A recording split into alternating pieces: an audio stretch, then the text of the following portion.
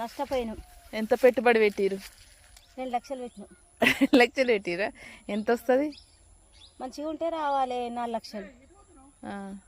ఇక ఇది నష్టపోయింది. వర్షాలు చక్కగా పడక నష్టపోయినాం. ఇక గవర్నమెంట్ నష్టపరిహారం ఇస్తుందేమో అని చూస్తున్నాం. ఇట్లా ఉంది కదా, మంచిగా కాలేదు కదా? కాలేదు.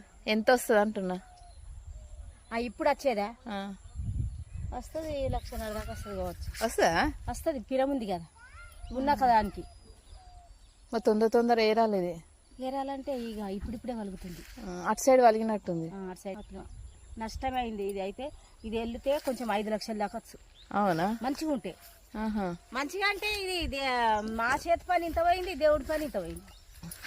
అట్లా కొంచెం వర్షాలు ఎక్కువ ముందు అది చక్కగా మొలవక ఆ చేను పెట్టినాక వెంటనే వర్షం పడితే మొలుస్తుండే. అది 15-20 రోజుల దాకా వర్షం పడలే, కరిగిపోయింది.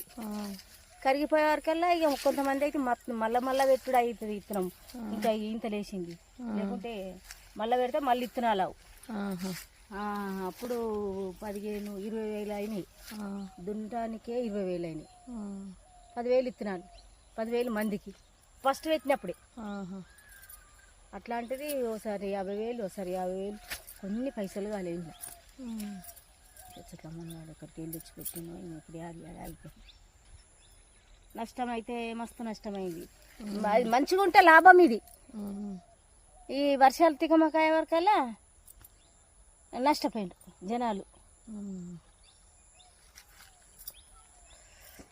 ఈ పత్తికి పెట్టిన లాగోడికి పొయ్యి మీద అమ్ముకొని లాగోళ్ళు కట్టుకుంటారు.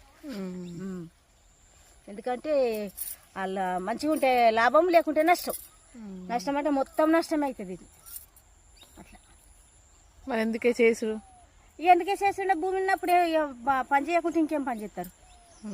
భూమి ఉన్నదంటే ఏదో ఇంత. ఇప్పుడు దీనికి నీళ్ళ ఆధారం లేదు కాబట్టి పత్తి పెట్టారు, లేకుంటే అన్నీ నాట్లు వేయబట్టి నీళ్ళ ఆధారం ఉంటే నాట్లు. గట్లా